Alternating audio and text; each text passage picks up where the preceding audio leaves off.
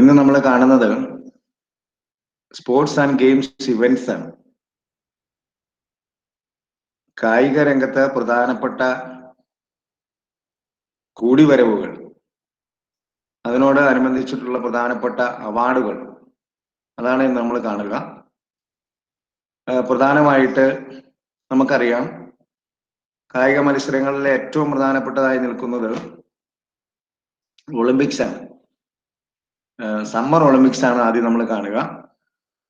Olympic games എന്ന് പറയുന്നത് ലോകത്ത് തന്നെ ഏറ്റവും കൂടുതൽ ആളുകളുടെ പങ്കാളിത്തമുള്ള 4 വർഷത്തിലൊരിക്കൽ സംഘടിപ്പിക്കപ്പെടുന്ന 200-ലേറെ ലോക രാജ്യങ്ങൾ പങ്കെടുക്കുന്ന ഒരു മത്സരവേദിയാണ്. Olympic Games are considered to be the world's foremost multi-sports competition held once every 4 years with more than 200 nations participate. 200-ലേറെ ലോകരാജ്യങ്ങൾ പങ്കെടുക്കുന്നു ഓരോ 4 വർഷം കൂടുമ്പോഴും. നമുക്കറിയാം ഇതിന്റെ ഉത്ഭവവും കാര്യങ്ങളൊക്കെ നമുക്കറിയാം. Originally the ancient Olympic games were held in Olympia, Greece from the 8th century BC to the 5th century AD. അത്രമാത്രം കാലങ്ങൾക്ക് മുമ്പേ തന്നെ ഈ ഒരു കായിക ലോകത്തിന് പ്രാധാന്യം കൊടുത്തിരുന്നു എന്നുള്ളതിന്റെ തെളിവാണ് ഇതിന്റെ ആരംഭം തന്നെ. അങ്ങനെയാണെങ്കിൽ പോലും international Olympic committee IOC form ചെയ്യുന്നത് 1894-ലാണ്. 1894-ലാണ് ഒളിമ്പിക് കമ്മിറ്റി IOC ഉണ്ടാക്കുന്നത്. ബാരൻ പിയറിയാണ് ഇതിന് പിന്നിലുള്ള ആള്. First Olympic games held under the auspices of the IOC were hosted in the Athens in 1896. 1896 ഏതൻസിലാണ് ആദ്യമായിട്ടുള്ള Olympic games, IOCയുടെ നേതൃത്വത്തിലുള്ള ഒളിമ്പിക് ഗെയിംസ് സംഘടിപ്പിക്കപ്പെട്ടത്. IOC അല്ലെങ്കിൽ Olympic committee, international Olympic committee എന്ന് പറയുന്നത് Olympic മൂവ്മെന്റിന്റെ ഒരു governing ബോഡിയാണ്. അതിന്റെ സ്ട്രക്ചറും മറ്റു പ്രവർത്തനങ്ങളും ഒളിമ്പിക് ചാർട്ടറാണ് നിയന്ത്രിക്കുന്നത്. Olympic movement currently comprises international sports federations. International ലെവലിലുള്ള സ്പോർട്സ് ഫെഡറേഷൻസിന്റെ ഒരുമിച്ചുള്ള ഒരു ഏകീകൃത രൂപമായി IOC നമുക്ക് കാണാനായിട്ട് കഴിയും. ഉദാഹരണമായിട്ട് sports federations, national Olympic committees, organising committees of each specific Olympic games, ഇതെല്ലാം ചേർന്നിട്ടുള്ളതാണ് ഈ ഇന്റർനാഷണൽ ഒളിമ്പിക് കമ്മിറ്റി അല്ലെങ്കിൽ IOC എന്ന് പറയുന്നത്. The IOC planned that the modern Olympics would rotate internationally and as such decided to hold the second games in Paris. ഏതൻസിലെ 1896-ൽ IOCക്ക് ശേഷം, IOCയുടെ രൂപീകരണത്തിന് ശേഷം സംഘടിപ്പിക്കപ്പെട്ട Olympics അതിനുശേഷം ഓരോ സ്ഥലങ്ങളിലേക്ക് വരുന്നു. രണ്ടാമത് പാരീസിൽ നടത്താനായിട്ട് തീരുമാനിച്ചു. അതിനുശേഷം വലിയ പോപ്പുലാരിറ്റി ഉണ്ടായി. 200ഓളം ലോകരാജ്യങ്ങൾ പങ്കെടുക്കുന്നു എന്നുള്ളതും വലിയ പ്രത്യേകതയാണ്. വലിയൊരു ഒളിമ്പിക് മൂവ്മെന്റ് 20-21 നൂറ്റാണ്ടുകളിലാണ് ഉണ്ടായത്. ഒളിമ്പിക് ഗെയിംസിൽ വലിയ മാറ്റങ്ങളൊക്കെ അതിലൂടെ കൊണ്ടുവന്നു. വലിയ ക്രിയാത്മകമായിട്ടുള്ള പ്രവർത്തനങ്ങൾ അതിനോട് ചേർത്ത് കൊണ്ടുവന്നു. വിന്റർ ഒളിമ്പിക് ഗെയിംസ് വന്നു. Winter Olympic games for ice and winter sports. Paralympic games ഒക്കെ വന്നു. അതുപോലെ തന്നെ ഇത് youth Olympic games for teenagers, കൗമാരക്കാർക്ക് വേണ്ടിയുള്ള യൂത്ത് ഒളിമ്പിക്സ് കൊണ്ടുവന്നു. International Olympic Association has had to adapt to a variety of economic, political, technological advancements. ഒത്തിരി മാറ്റങ്ങൾ അവർ കൊണ്ടുവന്നു. എക്കണോമിക്കൽ ലെവലിൽ മാറ്റങ്ങൾ വന്നു, ടെക്നോളജിക്കൽ ലെവലിൽ മാറ്റങ്ങൾ വന്നു, അപ്പം പൊളിറ്റിക്കൽ ലെവലിലും കുറെ കൂടി അഡ്വാൻസ്ഡ് ആയിട്ട് കൊണ്ടുവരാനായിട്ട് വന്നു. അതിന്റെ ഭാഗമായും ഒട്ടേറെ പ്രവർത്തനങ്ങൾ വന്നു. നിലവിൽ മാസ് മീഡിയയുടെ വളർച്ച നമുക്കറിയാം. മാധ്യമങ്ങളുടെ വളർച്ചയോടുകൂടി സ്പോൺസർഷിപ്പുകളും കൊമേഴ്ഷ്യലൈസേഷനും മറ്റു കാര്യങ്ങളൊക്കെ ഈ മേഖലയിലോട് ചേർത്ത് വന്നു. 1916-ലും 1940-ലും 1944-ലും ലോകമഹായുദ്ധങ്ങൾ കാരണം ഒളിമ്പിക് ഗെയിംസ് നടത്താനായിട്ട് പറ്റാത്ത അവസ്ഥ വന്നു. അതുപോലെ തന്നെ കോൾഡ് വാർ മൂലം 1980-ലും 84-ലും ഒരുപാട് ബഹിഷ്കരണങ്ങൾ വന്നു. അങ്ങനെയുള്ള ഈ പ്രതിസന്ധികൾക്കിടയിലും ലോകമഹായുദ്ധത്തിലും ശീത സമരത്തിലും കോൾഡ് വാറിലും ഒക്കെ ബന്ധപ്പെട്ട് ഒളിമ്പിക്സിന്റെ നിറം മങ്ങുന്ന സാഹചര്യം ഉണ്ടായെങ്കിലും അതിനെല്ലാം മറികടന്ന് ഈ ഇന്റർനാഷണൽ ഒളിമ്പിക് കമ്മിറ്റി പ്രവർത്തനങ്ങളെ സജീവമാക്കി കൊണ്ടുപോയി. ഒളിമ്പിക് ചാർട്ടറിന്റെ നിർദ്ദേശങ്ങൾക്ക് അനുസൃതമായി ഈ കമ്മിറ്റിയുടെ പ്രവർത്തനങ്ങൾ സജീവമായിട്ട് പോകുന്നു. പ്രോഗ്രാമുകള്, ഗെയിംസ് അവര് പ്രത്യേകിച്ച് വളരെ ഭംഗിയായിട്ട് കൈകാര്യം ചെയ്യുന്നു. ഒളിമ്പിക്സുമായി ബന്ധപ്പെട്ട് നമുക്കറിയാം, ഒളിമ്പിക്സിന്റെ സിമ്പൽ ഉണ്ട്, ഒളിമ്പിക് ഫ്ലാഗ് ഉണ്ട്, അതിനുമായി ബന്ധപ്പെട്ട ടോർച്ച് അല്ലെ ഒളിമ്പിക് ടോർച്ചുകളുണ്ട്, ഓപ്പണിംഗ് ക്ലോസിംഗ് സെറിമണികളുണ്ട്. അങ്ങനെയുള്ള പ്രത്യേക വലിയ ചടങ്ങുകൾ ഉണ്ട്. ഏതാണ്ട് 13,000-ഓളം കായിക പ്രതിഭകൾ, അത്ലറ്റ്സ് ഇതില് കോമ്പറ്റ് ചെയ്യുന്നു എന്നുള്ളതാണ്. സമ്മർ ഒളിമ്പിക്സിലും വിന്റർ ഒളിമ്പിക്സിലും കോമ്പറ്റ് ചെയ്യുന്നു എന്നുള്ളതാണ്. 33 ഇനങ്ങളിലാണ് പ്രധാനമായ മത്സരം നടക്കുക. 400 ഇനങ്ങളിൽ 33 ഡിഫറെന്റ് സ്പോർട്സ്, അത് 400 തരങ്ങളിലായിട്ട് നടക്കുന്നു. 1, 2, 3 സ്ഥാനങ്ങൾ നേടുന്ന ആളുകൾക്ക് Olympic medals, gold, silver, bronze medals കൊടുക്കുന്നുണ്ട്. സ്വർണം, വെള്ളി, ഓട് മെഡലുകൾ കൊടുക്കുന്നുണ്ട്. നമ്മൾ അറിയുന്ന കാര്യങ്ങളാണ് ഇതെല്ലാം.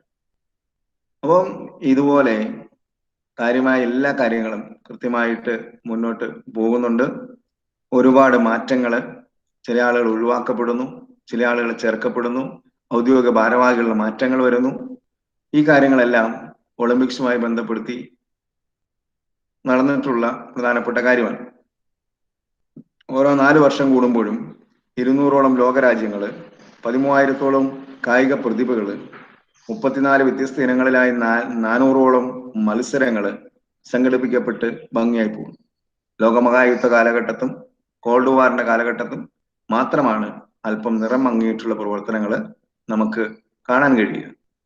ഓരോ 4 വർഷം കൂടുമ്പോഴും വലിയ പ്രതിഭകളെയാണ് അവതരിപ്പിക്കുന്നത്. അറിയപ്പെടാതിരുന്ന വലിയ പ്രതിഭകളെ ഒളിമ്പിക്സിലെ പങ്കാളിത്തം കൊണ്ട് ലോകമാകെ അറിയപ്പെടുന്ന തരത്തിലേക്ക് കൊണ്ടുവരാനായിട്ട് ഒളിമ്പിക്സിന് കഴിയുന്നു. ഇന്റർനാഷണൽ ഫെയിമായി വളർത്തിക്കൊണ്ടുവരാനായിട്ട് കഴിയുന്നു എന്നുള്ളതും വലിയ നേട്ടമാണ്. ഒളിമ്പിക്സിന്റെ പതാകയെ കുറിച്ച് നമുക്കറിയാം അല്ലെ? ഒളിമ്പിക്സിന്റെ പതാക നമ്മൾ ചെറിയ ക്ലാസ്സുകളിലൊക്കെ പഠിച്ചിട്ടുള്ളതാണ്. 2 ഫ്ലാഗുകളാണ് പ്രധാനമായിട്ട് ഒളിമ്പിക് കമ്മിറ്റി ഉപയോഗിക്കുക. സെറിമോണിയൽ ഒളിമ്പിക് ഫ്ലാഗ് ഉണ്ട്, ചടങ്ങുകളോടനുബന്ധിച്ചിട്ടുള്ള ഫ്ലാഗ് ഉണ്ട്.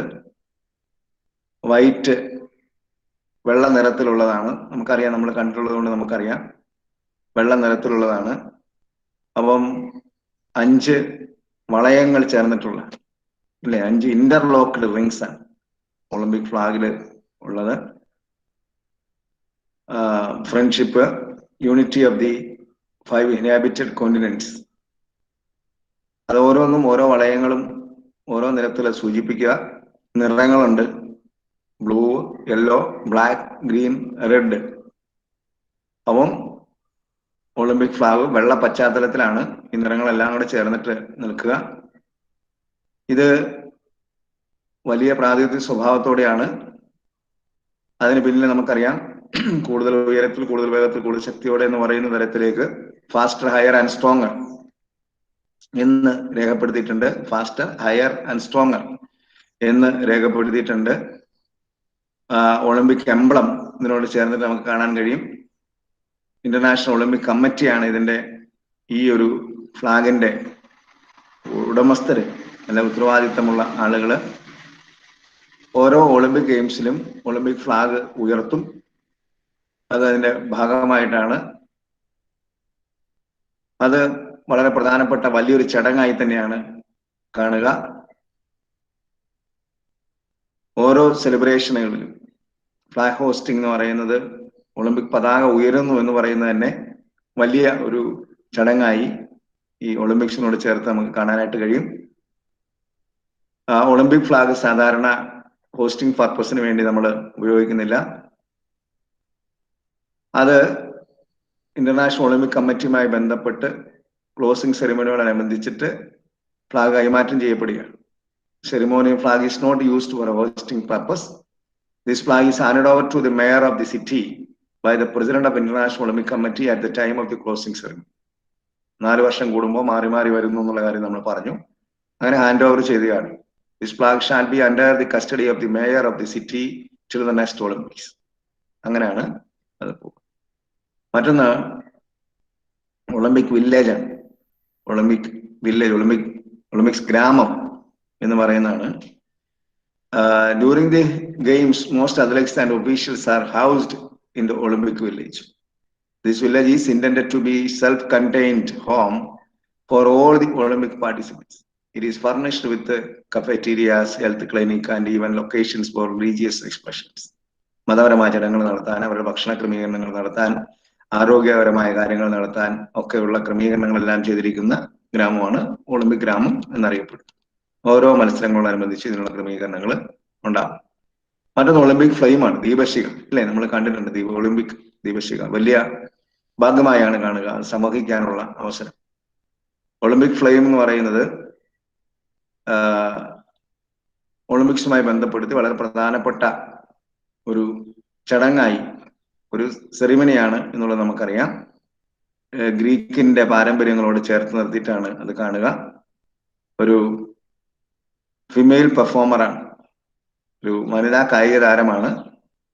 ഇതൊരു female performer ignites a torch by placing it inside a parabolic mirror which focuses the sun's rays. She then lights the torch of the first relay bearer, thus initiating the Olympic torch relay, which carries the flame to the host city's Olympic stadium. Though the flame has been an Olympic symbol since 1928, the torch relay was introduced at the 1936 Summer Games as part of the German government's attempt to promote its national socialist ideology. പ്രകൃതിയിൽ ഈ പറയുന്ന ദീപശിഖ പ്രയാണം സമർപ്പിക്കുന്ന പ്രക്രിയ ഉണ്ടായിരുന്നില്ല, പിന്നീടാണ് അത് വന്നത്. അതുമായി ബന്ധപ്പെടുത്തി ജർമ്മൻ സർക്കാരിന്റെ പരിശ്രമങ്ങളുണ്ട്. നാഷണൽ സോഷ്യലിസ്റ്റ് ഐഡിയോളജി ഇംപ്ലിമെന്റ് ചെയ്യുന്നതുമായി ബന്ധപ്പെടുത്തിയിട്ടാണ് അത് വരിക. അപ്പം ഒളിമ്പിക്കിന്റെ ചിഹ്നങ്ങൾ ഉണ്ടാകുന്ന നമുക്കറിയാം. അതുപോലെ തന്നെ ഒളിമ്പിക്സിന്റെ ഓപ്പണിംഗ് സെറിമണി വലിയ ചടങ്ങാണ്. പലപ്പോഴും നമ്മൾ കാണുന്നതാണ്, ഇത്തിരിയെങ്കിലും കായിക ആഭിമുഖ്യമുള്ള ആളുകൾ കാണുന്നതാണ് ഓപ്പണിംഗ് സെറിമണി. ഇല്ലേ, ഭയങ്കര അതിഗംഭീരമായി ഏത് രാജ്യമാണ് ഹോസ്റ്റ് ചെയ്യുന്ന രാജ്യത്തിന്റെ സാംസ്കാരികപരമായ നിലപാടുകളൊക്കെ ഉയർത്തി അപ്പോൾ ഒരു ഇന്റർനാഷണൽ ഇവന്റ് ആക്കി അതിനെ കൊണ്ടുവരുന്നു എന്നുള്ളതാണ് പ്രധാനപ്പെട്ട കാര്യം. മറ്റൊന്ന് ഒളിമ്പിക് മെഡൽ സെറിമണിയാണ്. ഒളിമ്പിക് മെഡൽ സെറിമണി സാധാരണ പോലെയല്ല, എല്ലാ ഒളിമ്പിക്കിനോടും അനുബന്ധിച്ച് ഒളിമ്പിക് മെഡൽ സെറിമണി ഉണ്ടാവാറുണ്ട്. മത്സരങ്ങളിൽ സ്ഥാനങ്ങൾ നേടുന്ന ആളുകളെ അനുമോദിക്കുന്ന പ്രധാനപ്പെട്ട കാര്യമാണ്. ഒരു 3 ടയർ റോസ്റ്റർ ഉണ്ട്. ആ റോസ്റ്ററത്തിലാണ് ഈ അവാർഡ് സെറിമണി നടക്കുക. അതിനുശേഷം IOCയുടെ member national flag of 3 medalist are raised while the national anthem of the gold medalist country please. അല്ലേ, ഇന്ത്യക്കാരെന്ന നിലയിൽ ഈ ഒളിമ്പിക് ഗ്രാമത്തിലെ റോസ്റ്ററത്തില് ഇന്ത്യക്കാരൻ ഉയർന്നു നിന്ന് ഇന്ത്യയുടെ ദേശീയ ഗാനം മുഴങ്ങുക എന്ന് പറയുന്നത് വലിയ ഒരു കാര്യമാണ്. നമുക്ക് അവാർഡ് കിട്ടണം, നമുക്ക് മെഡൽ കിട്ടണം, എങ്കിൽ മാത്രമേ അങ്ങനെ ഉയരത്തുള്ളൂ. വലിയൊരു കാര്യം. ഓരോ രാജ്യങ്ങളുടെയും ദേശീയ ഗാനം അവാർഡ് ജേതാക്കളെ അനുസരിച്ച് മുഴങ്ങുന്ന ചടങ്ങുണ്ട്. അതാണ് ഒളിമ്പിക് മെഡൽ സെറിമണി എന്ന് പറയും. റോസ്റ്ററത്തില് 3 സ്റ്റെപ്പുകൾ ഉള്ളതാണ് നമ്മൾ സാധാരണ കാണുന്നത്. മറ്റേത് ക്ലോസിംഗ് സെറിമണിയാണ്. ക്ലോസിംഗ് സെറിമണിയാണ്. ക്ലോസിംഗ് സെറിമണി എന്ന് പറയുന്നത് സമാപന ചടങ്ങ്, അതിഗംഭീരമായ ചടങ്ങാണ്.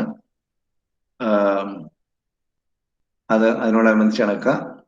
സ്പോർട്സ് ഇവന്റ്സ് കൺക്ലൂഡ് ചെയ്യുന്ന സമയത്താണ് ക്ലോസിംഗ് സെറമണി ഉണ്ടാകുക. Flag bearers from each participating country enter the stadium. Opening ceremony പോലെ തന്നെയാണ്. ഓപ്പണിംഗ് സെറമണിയിൽ ഇതുപോലെ തന്നെയാണ്. ഒരു വ്യത്യാസമില്ലാതെ, നാഷണൽ ഡിസ്റ്റിങ്ഷൻ ഇല്ലാതെയാണ് ഇത് പ്രവേശിക്കുക എന്നുള്ളതാണ്. നാഷണൽ ആന്തം ഉണ്ടാവും. ഗ്രീസിലാണ് തുടക്കം, ജന്മസ്ഥലം എന്ന നിലയിൽ ഗ്രീക്കിന്റെ ഫ്ലാഗ്. അപ്പം flag off the current host country നിലവിലുള്ളത്. അടുത്ത ഒളിമ്പിക്സ് ഹോസ്റ്റ് ചെയ്യാൻ പോകുന്ന കൺട്രി, അങ്ങനെ 3 രാജ്യങ്ങളുടെ പതാകകൾ ഉയർത്തപ്പെടും. അതുപോലെ തന്നെ ഔദ്യോഗികമായിട്ട് ഈ ഒളിമ്പിക് ഗെയിംസ് അവസാനിച്ചതായിട്ട് പ്രഖ്യാപിക്കുകയും ചെയ്യും. അതായത് ഒളിമ്പിക്സിന്റെ പിറവിയെടുത്ത സ്ഥലം എന്ന നിലയിൽ ഗ്രീസിന്റെ ദേശീയ പതാക, നിലവില് ആതിഥ്യമരുളുന്ന രാജ്യത്തിന്റെ ദേശീയ പതാക, അതിനുശേഷം ഇനി ഹോസ്റ്റ് ചെയ്യാൻ പോകുന്ന രാജ്യത്തിന്റെ ദേശീയ പതാക, ഇങ്ങനെ 3 പതാകകൾ ഉയർത്തി ആണ് ഈ സമാപന ക്ലോസിംഗ് സെറമണി നടത്തുക. അതാണ് പ്രധാനമായിട്ടും സമ്മർ ഒളിമ്പിക്സുമായി ബന്ധപ്പെടുത്തി ഓർത്തിരിക്കുക. ഇനി വിന്റർ ഒളിമ്പിക് ഗെയിംസ് ഉണ്ട്. സമ്മർ ഒളിമ്പിക് ഗെയിംസിനെ പോലെ തന്നെ വിന്റർ ഒളിമ്പിക് ഗെയിംസ് ഉണ്ട്. 1924 വിന്റർ ഒളിമ്പിക് ഗെയിംസിനെ ഇൻട്രൊഡ്യൂസ് ചെയ്തത്. ക്ലൈമാറ്റിക് കണ്ടീഷൻസും ജിയോഗ്രഫിക്കൽ സ്പെസിഫിക്കേഷൻസും ഒക്കെ വെച്ചിട്ടാണ് അങ്ങനെ കണ്ടക്ട് ചെയ്യുക. പ്രോഗ്രാം ലാസ്റ്റ് ഓൺലി 10 days, 10 ദിവസത്തേക്കാണ്. Winter Olympics games summer Olympic ഗെയിംസിന്റെ അതേ തന്നെ നിയമ സംവിധാനങ്ങളും കാര്യങ്ങളും എല്ലാം വെച്ചിട്ടാണ് പോവുക. മെഡൽസ് ഒപ്പം ഡിപ്ലോമാസും ഒക്കെ ഡിഫറൻ്റ് ആണ് എന്നുള്ളത് ഇതിന്റെ പ്രത്യേകതയാണ്. ഇന്റർനാഷണൽ ഫെഡറേഷൻസ് ആണ് ഇത് നിയന്ത്രിക്കുക. ഈ ഗെയിമിൽ വിജയിക്കുന്ന ആളുകളെ ഒളിമ്പിക് അവാർഡുകളല്ല, റെക്കഗ്നീഷൻ നമ്മൾ കൊടുക്കും എന്നുള്ളതും വലിയൊരു പ്രത്യേകതയാണ്. ശരിക്കും പറഞ്ഞു കഴിഞ്ഞാൽ അതിൻ്റെ ഒരു പ്രദർശനങ്ങൾ പോലെയാണ് ഈ മത്സരങ്ങളെ ക്രമീകരിച്ചിരിക്കുക. ഐസ് ഹോക്കിയാണ്, സ്കേറ്റിംഗ് ആണ് പ്രധാനമായിട്ടും വരുന്ന മത്സരങ്ങൾ. 2 വർഷം കൂടുന്ന സമയത്ത് ഈ പറയുന്ന വിന്റർ ഒളിമ്പിക്സ് നടക്കാറുണ്ട്. ഇതാണ് വിന്റർ ഒളിമ്പിക്സുമായി ബന്ധപ്പെടുത്തി ഓർമ്മിച്ചിരിക്കേണ്ട കാര്യങ്ങൾ. പിന്നെ പാരാലിമ്പിക്സ് ആണ്. 2ാമത്തെ ലോകമഹായുദ്ധം കഴിഞ്ഞതിന് ശേഷം റോമിൽ നടന്ന ഒളിമ്പിക്സിൽ ശാരീരിക ന്യൂനതകളുള്ള ആളുകളെ ഉൾപ്പെടുത്തി ഒരു ഓർഗനൈസേഷനും സംവിധാനങ്ങളും ഉണ്ടാവേണ്ടത് അനിവാര്യമാണ് എന്നൊരു ചിന്ത ഉണ്ടാകുകയും അങ്ങനെ ഉള്ള ആളുകളെ ഉൾപ്പെടുത്തിക്കൊണ്ട് ഇൻജുവേർഡ് ആയിട്ടുള്ള ആളുകളെ, ബാക്ക് ബോൺ ഉള്ള ആളുകളെ, backbone pain, injured backbone, അപ്പൊ അങ്ങനെയുള്ള ആളുകളെയൊക്കെ ഉൾപ്പെടുത്തിക്കൊണ്ട് കാര്യങ്ങൾ ക്രമീകരിക്കുന്നതിന്റെ ഭാഗമായി ലണ്ടനിലാണ് ആദ്യമായിട്ട് നടന്നത് കോമ്പറ്റീറ്റീവ് ഗെയിംസ് നടന്ന്. വിവിധ ആശുപത്രികളിൽ ചികിത്സയിലുള്ള പട്ടാളക്കാരെ ഉൾപ്പെടുത്തിയാണ് ഇങ്ങനെ ഗെയിംസ് ആദ്യമായിട്ട് നടത്താനായിട്ടുള്ള ക്രമീകരണങ്ങൾ വന്നത്. അതിനുശേഷം ഒരു സംവിധാനം തന്നെ അവിടെ ഉയർന്നു വന്നു. അതാണ് പാരലൽ ഒളിമ്പിക്സ് എന്ന പേരിൽ പിന്നീട് അറിയപ്പെടുന്നത്. ഇപ്പോഴും അങ്ങനെ തുടരുന്നുണ്ട്. ഷൂട്ടിംഗ് ആണ് ആദ്യത്തെ ഗെയിം ഇൻട്രൊഡ്യൂസ് ചെയ്ത് ഹാൻഡിക്യാപ്ഡ് പീപ്പിളിന് വേണ്ടി ഇൻട്രൊഡ്യൂസ് ചെയ്ത് കൊണ്ടുവന്നു. ഇതാണ് ഒളിമ്പിക്സുമായി ബന്ധപ്പെടുത്തി ഓർമ്മിച്ചിരിക്കേണ്ടുന്ന കാര്യങ്ങൾ. ഇനി നമുക്കുള്ളത് കോമൺവെൽത്ത് ഗെയിംസ്, പിന്നീട് youth Commonwealth games, Asian games, Santosh trophy, Ranji trophy, ഇത്രയുമാണ് ഉള്ളത്. നാഷണൽ ഗെയിംസ് ഉണ്ട്. പിന്നീടുള്ളത് അവാർഡുകളിലേക്ക് നമ്മൾ പോകുന്നു. Rajiv Gandhi Khel Ratna award, Arjuna award, Dronacharya award, G V Raja award, ഇത്രയുമാണ് ഇതുമായി ബന്ധപ്പെടുത്തി ഓർമ്മിച്ചിരിക്കാനായിട്ട് നമുക്ക് ഉള്ളത്.